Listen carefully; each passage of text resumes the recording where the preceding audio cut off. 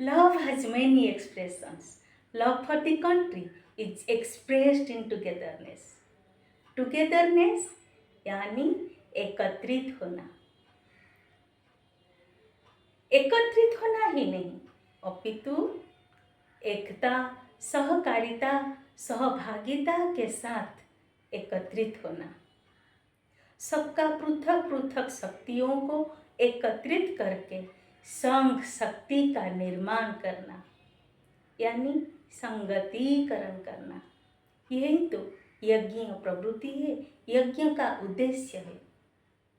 स्वतंत्र भारतवर्ष के लिए आवश्यक था बहुत दिनों तक का संग्राम, असीम त्याग और आत्म बलिदान। तभी जाकर कष्टलब्ध स्वतंत्रता और उसके बाद स्वतंत्र भारतवर्ष। बहुत दिनों तक का संग्राम, इसके लिए आवश्यक था शारीरिक बल, मानसिक बल और असीम धैर्य का, जो हमें यज्ञ से ही प्राप्त होता है। असीम त्याग यानी अपनी क्षमता, प्रतिभा और संपन्नता को लोक कल्याण के लिए, देश हित के लिए समर्पण करने का भाव के लिए अपने आप को प्रस्तुत करना। यही तो यज्ञ का प्रवृत्ति है।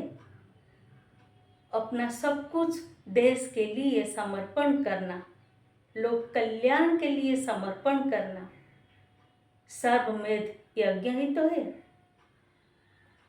आत्म बलिदान अर्थात अपने आप को बलिदान देना, समर्पण करना देश के लिए, जन कल्याण के लिए, नरमेध यज्ञ ही तो है।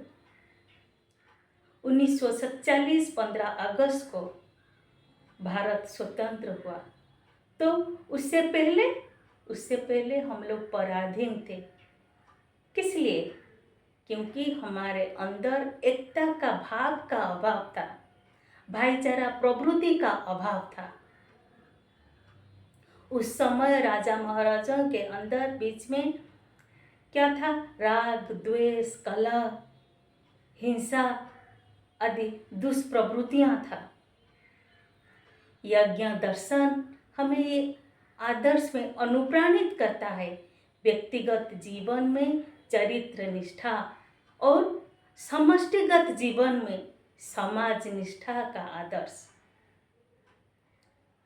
यज्ञ एक धार्मिक कार्य है और उससे हमें ये फल मिलता है कि व्यक्ति में सर्वतोमुखी प्रगति हो सकता है।